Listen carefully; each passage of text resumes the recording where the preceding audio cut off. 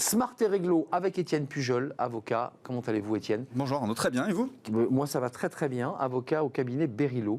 On va parler des heures supplémentaires et des heures. Alors c'est très important parce qu'il y a les heures supplémentaires et les heures complémentaires. Oui. C'est pas pareil. Ah, c'est pas pareil, non. Et souvent, il y a une confusion qui est faite dans les revendications des salariés, etc. Donc, les heures supplémentaires, quand on parle d'heures supplémentaires, on parle de quelqu'un qui est à temps plein, c'est-à-dire qui est aux 35 heures. Quand on parle d'heures complémentaires, on parle de quelqu'un qui est à temps partiel, c'est-à-dire qui fait moins que 35 heures. Et donc, les heures qu'il va réaliser au-delà de l'heure contractuellement prévue, donc prévues dans son contrat de travail, pas le même tarif. S'appellent les heures complémentaires et non pas les heures supplémentaires. C'est très important. Et elles sont différentes parce que pas le même tarif. Pas le même tarif, pas la même réglementation et pas les mêmes limitations non plus. Alors, la loi Aubry, enfin Aubry 1 et Aubry 2 ont fixé le nombre d'heures hebdomadaires à 35 heures. Oui. On est bien d'accord, ça c'est la base. Exactement. Pour tout le monde.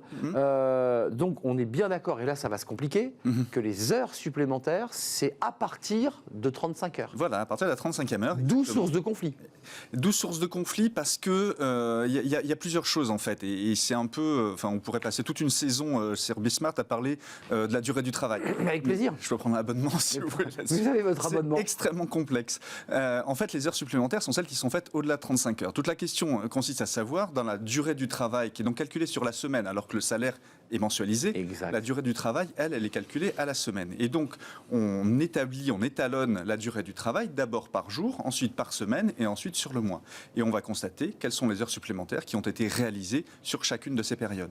Mais juste pour l'entreprise et pour le grand public, c'est les RH qui doit compter, c'est le salarié qui compte ses heures. Non, parce que quand il y a conflit, la personne dit, attendez, moi je suis resté jusqu'à 20h, vous m'avez réglé que sur 37. Bon, bref, ça pinaille. Comment on fait là? C'est exactement ça le nœud du problème. Quand on a une contestation, quand on a un contentieux... Ce qui arrive souvent. Oui, c'est la principale source de revendication des salariés aujourd'hui que les indemnités de licenciement sans cause réelle et sérieuse ont été encadrées par le barème Macron. Les salariés demandent des indemnisations complémentaires par les heures supplémentaires en disant « Regardez, j'ai travaillé de telle heure à telle heure ». Et comment ils le prouvent? Souvent, on le voit dans les contentieux, ils nous fournissent le premier mail qu'ils envoient le matin, parfois avant d'accompagner les enfants à l'école, et ensuite le dernier mail qu'ils envoient après s'être couché. Et ils disent mon amplitude horaire c'était 6h30, 23h30.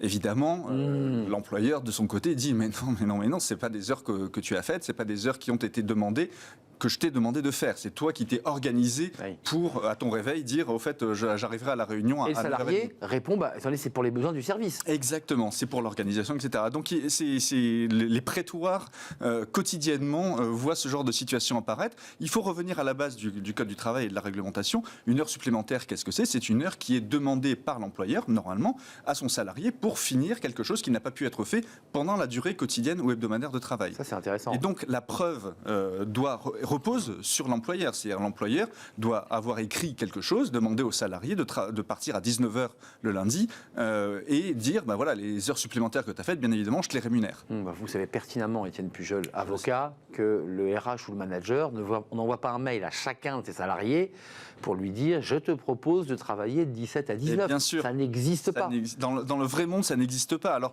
dans le travail posté, ça existe parce qu'il y a une badgeuse. Oui, bien sûr. Ça, il n'y a pas de souci, là, c'est fixé. Voilà, il y a des temps de pause qui sont décomptés. Encore une fois, le temps de travail, on parle de temps de travail effectif. Donc, le temps de pause, le temps de déjeuner, etc., ce n'est pas du temps de travail effectif. En revanche, effectivement, la zone grise, la zone floue, celle sur laquelle il va y avoir un contentieux, c'est quand le manager, et notamment on le voit depuis 2 ans bientôt sur l'aspect télétravail, c'est quand est-ce qu'il a commencé à travailler le matin, quand est-ce qu'il a fini de travailler l'après-midi, et quelle pause il a prise. Parce que même si on dit souvent que le télétravail n'est pas un mode de garde des enfants, il est bien évident que quand on télétravaille, on fait des pauses pour lancer la machine, pour faire ci, faire ça, faire le reste. Et donc ces temps de pause, normalement, devraient être déduits. Or, comme on n'est pas physiquement sur place en tant que manager au domicile du salarié, on n'a pas la possibilité de savoir quel est le temps de pause qui a été pris. Donc ça veut dire que ça complexifie les contentieux, là. Carrément. Et alors, la cerise sur le gâteau par rapport à ça, c'est quand vous avez une convention de forfait jour, on en a parlé ici, qui est reconnue comme non valable. Dans ce cas-là, le forfait jour n'étant pas valable, il y a supposition que la durée du travail devait être 35 heures. Évidemment, comme le cadre était en forfait jour, il a travaillé beaucoup plus que 35 heures. Donc l'entreprise, là, évidemment, va faire un gros chèque. Eh bien, elle va être contrainte de démontrer qu'en fait, le salarié n'a pas fait plus que 35 heures. Et évidemment, toute la problématique du cadre en forfait jour, c'est qu'il n'a pas compté le temps de début et de fin. Juste un petit mot, parce que vous évoquiez le fameux mail qu'on envoie à 7h35 ou 7h40 devant son café. On peut le faire valoir, ce mail, en montrant la véracité, parce que parlons-nous franchement, il peut y avoir des collaborateurs, et vous le savez parfaitement, qui envoient exprès le mail à 7h35 et qui à 23h15 après le brossage de dents envoient le mail. Eh oui. Donc, comment on fait là? Évidemment, les salariés le font valoir. Et tout le travail de l'avocat de l'entreprise. De mauvaise foi parfois. Souvent de mauvaise foi, ou alors utilisent cette fonction de décalage de l'envoi du mail. Oui. Ça existe, ça aussi, sur Outlook. Et donc, tout le travail de l'avocat de l'entreprise a consisté à dire c'était pas quelque chose qui était demandé à cette heure-là par l'employeur. C'est lui qui, de sa propre initiative, l'a envoyé. Et je dois dire que les conseillers prud'hommes, qui sont des représentants d'employeurs et de salariés, sont de moins en moins dupes de ce genre d'arguments soulevés par les salariés. Évidemment, puisque vous évoquiez les barèmes Macron, manière de contourner et d'augmenter un petit peu le chèque qu'on demande à l'employeur. Les indemnités. Parlons un peu argent. Est-ce qu'il y a des limites à ces heures supplémentaires? Oui, alors c'est très important. Et combien elles nous rapportent? Voilà, alors il y a plusieurs points qui sont très importants. La première, et je voudrais vraiment insister là-dessus auprès de vos téléspectateurs, c'est notamment ceux qui travaillent en lien avec les RH ou avec la paye, c'est vraiment de faire figurer, de vérifier que figure sur le bulletin de paye chaque heure supplémentaire qui a été réalisée et qui n'a pas été compensée. Donc c'est une ligne en dessous des heures. Voilà, il y a salaire de base, 51,67 € égale X euros, et puis heures supplémentaires majorées. Parce que les heures supplémentaires, d'une part, il y a des limites dans leur réalisation. On sait, par les directives communautaires, c'est limité à 48 heures hebdomadaires.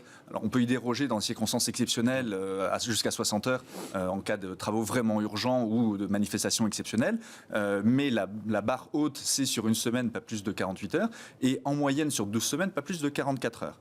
Et il y a le deuxième aspect qui est leur rémunération, et donc ces heures supplémentaires, dont toute heure réalisée au-delà de 35 heures doit être majorée. Il y a le taux de base de la rémunération, c'est 25% jusqu'à la 44e heure, et 43e heure, pardon, et au-delà, c'est 50%. Et par accord d'entreprise, il est possible de baisser cette rémunération. Donc là aussi, il y a souvent des négociations. C'est compliqué, hein, Étienne, quand même.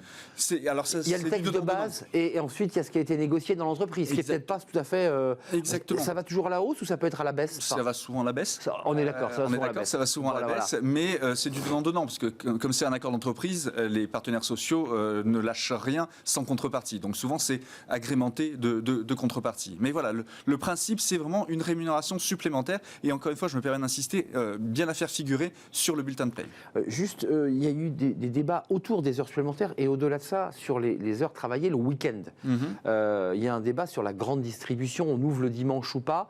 Quand on travaille le dimanche, ce sont des heures supplémentaires payées double. Comment ça marche, ça? Alors, le travail du dimanche a une réglementation spécifique qui n'est pas forcément liée aux heures supplémentaires, parce que c'est un mode d'organisation de la durée du travail. De même qu'on peut travailler par cycle, et ça, on pourra faire une thématique sur les accords de modulation du temps de travail sur l'année, puisqu'on peut faire moduler en fonction des besoins et du caractère cyclique de la production. Par exemple. Exactement. Et donc voilà, donc le travail du dimanche est une modalité particulière d'organisation du travail qui est rémunérée. Ça dépend si sur la semaine, on est plus ou moins de 35 heures et si l'accord qui met en place le travail du dimanche prévoit des majorations, parfois pour inciter les salariés à venir travailler le dimanche, notamment dans la grande distribution. Donc vous nous dites prévoit des majorations, ça veut dire que si l'entreprise ne le prévoit pas, on peut travailler le dimanche sans avoir d'heures supplémentaires majorées. Oui, tant qu'on ne dépasse pas les 35 heures. Parce qu'on travaille le dimanche à la place d'un mardi, mercredi. Mais le dimanche n'étant pas sanctuarisé comme un jour particulier dans ce cas de figure précis.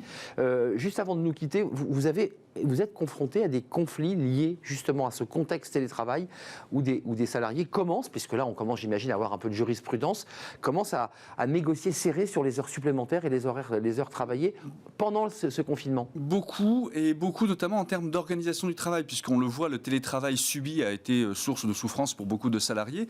Et les négociations qui tournent aujourd'hui autour du télétravail permettent d'appréhender une mode de flexibilisation de la relation de travail qui est assez inédite. J'avais la semaine dernière un client qui me disait que son salarié, un programmeur en l'occurrence, voulait négocier de ne pas télétravailler le matin au motif qu'il avait des engagements personnels qu'il voulait assumer, mais qu'il était d'accord pour travailler en revanche à partir de 13h jusqu'à 22h. D'accord. Et ça s'est soldé comment L'employeur a refusé et le salarié est parti.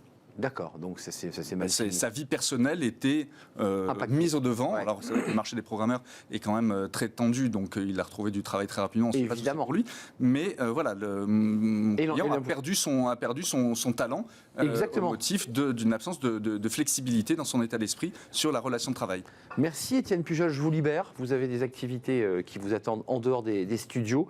Cabinet Berilo, vous êtes avocat évidemment. Merci de nous éclairer chaque semaine sur ces sujets qui sont du quotidien des salariés, mais aussi des employeurs. Merci d'être venu nous rendre visite. On fait une courte pause, on s'intéresse à un livre. Bah oui, comment on fait pour décider? Ça, c'est un débat philosophique pour tous les citoyens, mais c'est encore plus compliqué quand on est un chef d'entreprise, un décideur. Comment prendre la bonne décision? On en parle avec Philippe Zilberzan. Il est professeur à l'EM Lyon Business School et il a écrit un livre, Bienvenue en incertitude. C'est pas rassurant, on en parle avec lui.